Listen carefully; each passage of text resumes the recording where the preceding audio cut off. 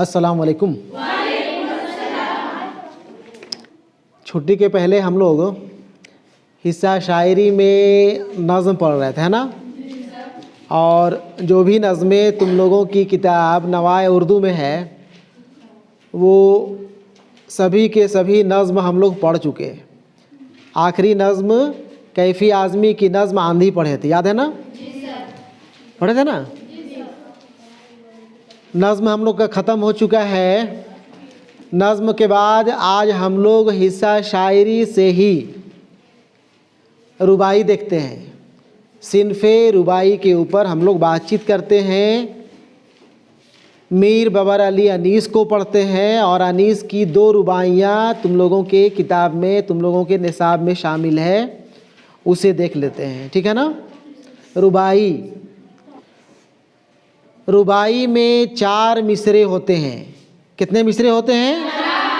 याद रखना, ऑब्जेक्टिव सवाल पूछेगा कि रुबाई में कितने मिसरे होते हैं, ठीक है ना।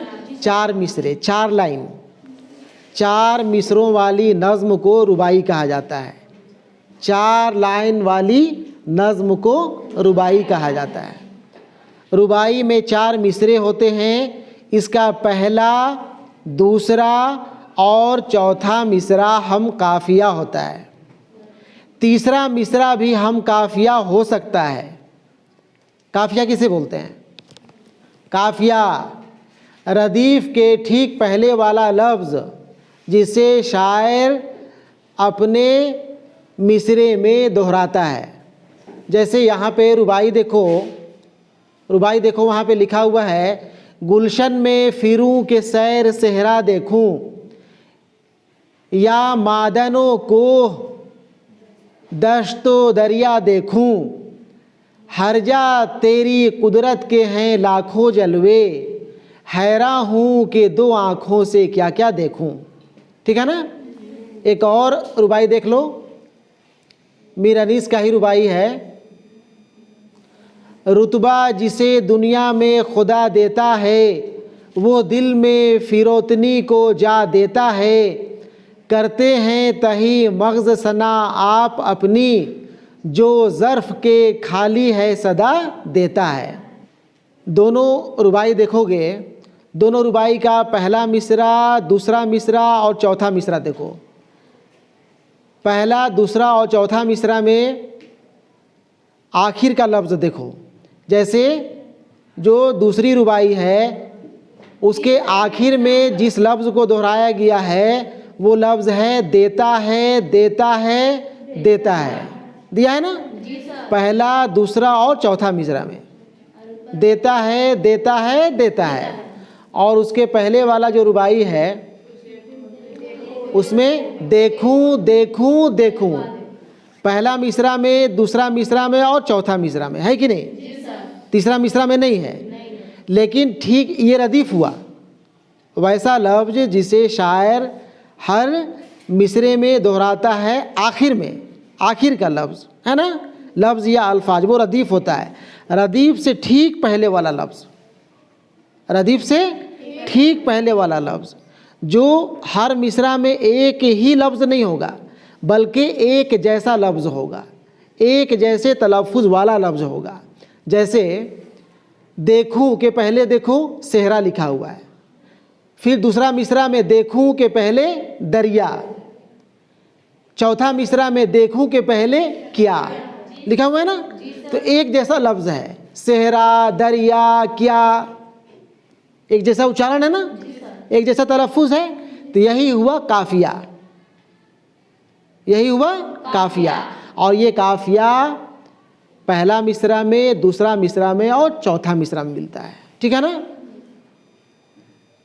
दूसरी रुबाई भी देख लो, इसमें देता है के पहले जो लफ्ज़ है, पहला मिसरा में खुदा, दूसरा मिसरा में जा, चौथा मिसरा में सदा, ठीक है ना। देता है वो रदीफ़ है, ठीक है ना। और ठीक उसके पहले वाला लफ्ज़ वो काफिया है। उसी को यहाँ पे लिखा है कि इसका पहला, दूसरा और चौथा मिसरा हम काफिया होता है। बात समझे? जी सर। तीसरा मिसरा भी हम काफिया हो सकता है। ऐसा नहीं है कि सिर्फ पहला, दूसरा और चौथा मिसरा ही हम काफिया हो या इसमें रदीफ पाया जाता हो, बल्कि चौथा तीसरा मिसरा में भी हम काफिया हो सकता है। ठीक है ना। आम तौर पर रुबाई का चौथा मिसरा सबसे ज़्यादा जानदार होता है। जानदार, ज़बरदस्त, सबसे ज़्यादा वज़नी, जिसको पढ़ने के बाद लगता है कि वाह क्या बात शायर कह डाला है। ठीक है ना। अभी हम लोग पढ़े थे ना, फिर से एक बार देखो रुबाई। अभी हम लोग रुबाई पढ़े, गुलशन में फिरूं के सैर सेहरा देखूं, या मादनों को हो दश्तो दरिया देखूं, हर जा तेरी कुदरत के हैं लाखों जलवे, हैरान हूँ कि दो आँखों से क्या क्या देखूं। ये चौथा मिसरा, ये ज़्यादा जानदार है, ज़्यादा वज़नी है। कैसे वज़नी है, जानदार है, अभी हम इसको समझाएंगे तब मालूम होगा, है ना। आम तौर पर रुबाई का चौथा मिसरा सबसे ज़्यादा जानदार होता है, जो पूरी रुबाई की रूह होता है। समझे ना, जो पूरी रुबाई की रूह। रुबाई 4 मिसरों वाली नज़्म, उसका रूह कहाँ पे है, चौथे मिसरे में है। काफियों की पाबंदी और बहर की पाबंदी ऐसी शर्तें हैं जिनका पूरा होना रुबाई के लिए लाजमी है। रुबाई के लिए चंद बहरें मखसूस हैं। ठीक है ना। बस शॉर्ट में है, 1 नंबर का सवाल पूछेगा तो यही पूछेगा कि रुबाई में कितने मिसरे होते हैं। ठीक है, रुबाई में कितने मिसरे होते हैं, रुबाई का कौन सा मिसरा सबसे ज़्यादा जानदार होता है, चौथा मिसरा। ठीक है ना। और अगर 5 नंबर का सवाल या 3 नंबर का सवाल आ जाए कि रुबाई कहते किससे हैं, तो ये 3-4 लाइन तो दिया ही हुआ है। 3-4 लाइन जो है तुम लोग को याद करके लिख देना है। ठीक है ना, बहुत मुश्किल नहीं है, आसानी से। रुबाई में 4 मिसरे होते हैं, इसका पहला, दूसरा और चौथा मिसरा हम काफिया होता है। चौथा मिसरा सबसे ज़्यादा जानदार होता है। याद हो गया, 3 जुमला हो ना गया, और 1-2 जुमला और याद कर लो तो ठीक है, नहीं तो फिर 3 जुमला भी बहुत है। ठीक है ना। 3 नंबर का सवाल आएगा, 3 नंबर मिल जाएगा। चलो आगे देखो, आगे है मीर बबर अली अनीस। बबर अली अनीस शायर हैं, रुबाई गो हैं, रुबाई निगार हैं। हम लोगों को इन्हीं का 2 रुबाई पढ़ना है। ठीक है ना। लेकिन रुबाई पढ़ने से पहले हम लोग बबर अली अनीस को पढ़ लेते हैं, जान लेते हैं। ठीक है। बबर अली अनीस 1802 ईस्वी में पैदा हुए थे और 1874 में इंतकाल किए। याद रखना, तारीख़ पैदाइश याद रखना ज़रूरी है। सवाल अक्सर जो है तारीख़ पैदाइश को लेकर के ही पूछा करता है। ठीक है ना। 1802 में पैदा हुए और इंतकाल कब किए, ठीक है ना। मीर बबर अली नाम, मीर बबर अली नाम, अनीस तखल्लुस था। अनीस तखल्लुस था, यानी शेर व शायरी में, अपनी रुबाई में अनीस नाम इस्तेमाल किया करते थे। फैज़ाबाद में पैदा हुए। कहाँ पैदा हुए, कब पैदा हुए, 1802 ईस्वी में। ठीक है। अनीस के अजदाद दिल्ली के रहने वाले थे। अनीस के अजदाद, आबा व अजदाद, इसके बाप दादा परदादा वगैरह दिल्ली के रहने वाले थे। लेकिन ये पैदा कहाँ हो रहे हैं, फैज़ाबाद में। फैज़ाबाद लखनऊ उत्तर प्रदेश में। ठीक है ना। उनके परदादा मीर गुलाम हुसैन ज़ाहिक दिल्ली की तबाही के बाद अपने बेटे मीर हसन के साथ दिल्ली छोड़कर फैज़ाबाद चले आए थे। मीर अनीस का मुताला वसी था, मुताला स्टडी काफ़ी वसी था, बहुत पढ़े लिखे इंसान थे। अरबी और फ़ारसी में अच्छी दस्तगाह रखने के साथ साथ वो उन तमाम उलूम से खातिर खा वाकिफ़ थे जो उस ज़माने में राइज थे। अरबी और फ़ारसी में अच्छी पकड़ तो रखते ही रखते थे, साथ ही उस ज़माने में जो भी इल्म राइज थे, जिसे पढ़ना लोग ज़रूरी समझा करते थे, जो तालीम हासिल करना लोगों के लिए ज़रूरी था या जो रिवाज में था, राइज थे, उसे भी ये हासिल कर चुके थे। ठीक है ना। कुरान और हदीस, उरूज़, मंतिक, फ़लसफ़ा, तिब, रमल वगैरह सब में उन्होंने अच्छी इस्तेदाद बहम पहुंचाई थी। यही सब तालीम, यही सब इल्म उस वक्त राज था। क्या? कुरान और हदीस का पढ़ना, उरूज़, मंतिक, फ़लसफ़ा, तिब, रमल वगैरह सब में उन्होंने अच्छी इस्तेदाद बहम पहुंचाई थी। इनके अलावा वो फ़न सिपहगिरी और फ़न शाह सवारी से भी बखूबी वाकिफ़ थे। अनीस एक कादिरुल कलाम शायर और माहिर फ़नकार थे। ज़ुबान पर उन्हें बेपनाह कुदरत हासिल थी। लफ्ज़ों के इंतखाब और इस्तेमाल में उनका कोई जवाब नहीं था। वो एक बात को कई कई ढंग से अदा करने में माहिर थे। मरसिये के अलावा रुबाई की सिन्फ में भी अनीस ने गैर मामूली कामयाबी हासिल की थी।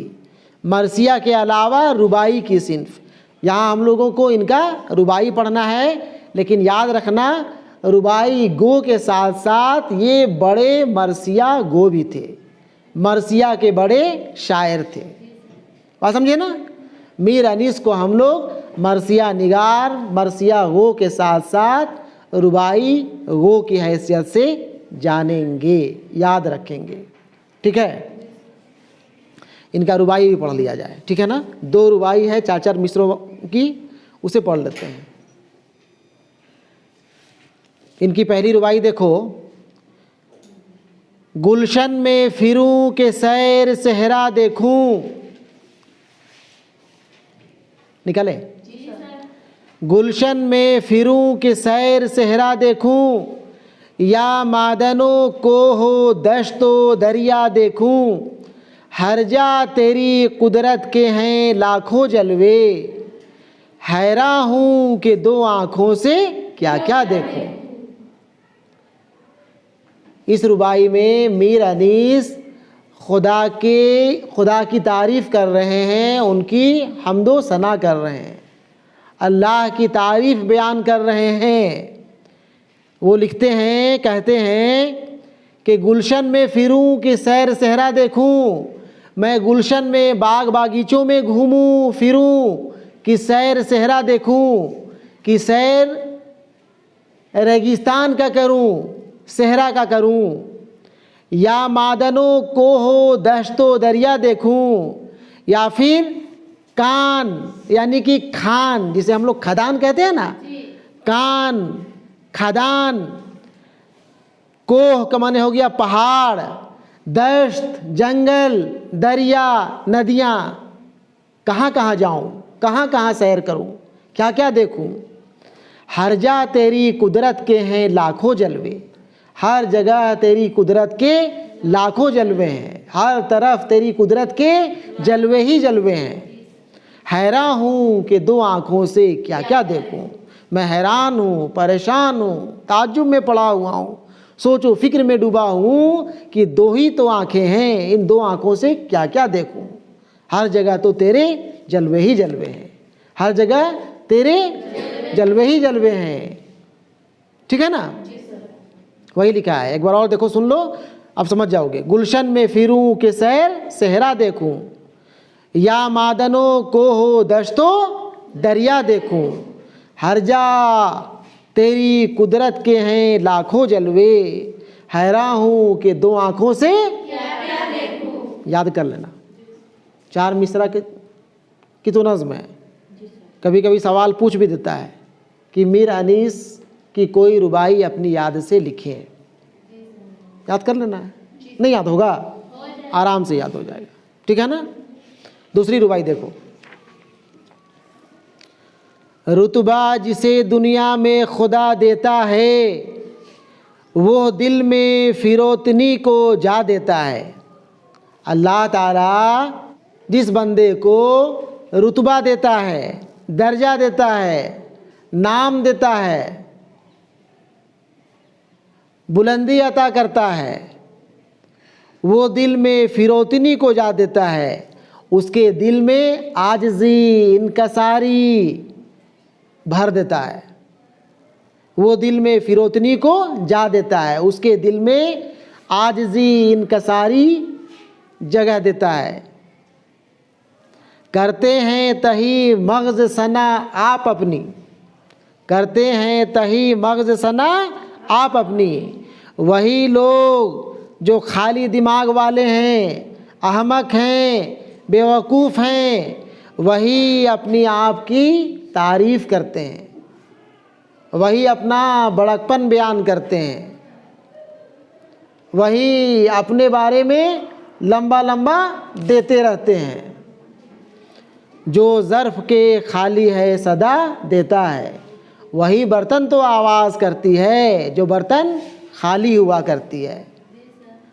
जो ज़र्फ़ के खाली है सदा देता है, ज़र्फ़ बर्तन, वही बर्तन आवाज़ करता है जो बर्तन खाली हुआ करता है। भरा हुआ बर्तन आवाज़ करता है? नहीं आवाज़ करता है। अधगल गगरी छलकत जाए, कहते हैं ना, आधा गगरी वाला पानी ही छलकता है। अब पानी भरा हुआ रहे गगरी में, घड़ा में, वो छलकता है? खाली बर्तन को देखो बजा के ढन ढन ढन आवाज़ करेगा, गिर जाएगा तो ढन ढुन जो है सुनाई पड़ेगा, है ना। लेकिन जो भरा हुआ रहेगा वो आवाज़ नहीं करेगा। इसी तरह अल्लाह ताला जिसके अंदर, है ना, जिसे रुतबा देते हैं, जिसे बुलंदी अता करते हैं, जिसे कामयाब करते हैं, उसके दिल में भी आजिज़ी और इनकसारी भर देते हैं, है ना। और जो खाली दिमाग वाला होता है, अहमक होता है, बेवकूफ़ होता है, कम पढ़ा लिखल होता है, वही ज़्यादा ढन आते रहता है, वही ज़्यादा लंबा लंबा हाँकते रहता है, फेंकते रहता है, देते रहता है। बात समझ गया ना? याद हो जाएगा ये रुबाई ना, आसानी से याद हो जाएगा। ठीक है, चलो इतना ही। और रुबाई की तशरीह करके तुम लोग लेते आओगे, कल हम चेक करेंगे, देखेंगे। ठीक है ना? दोनों रुबाई की तशरीह करके लेते आना। ठीक है।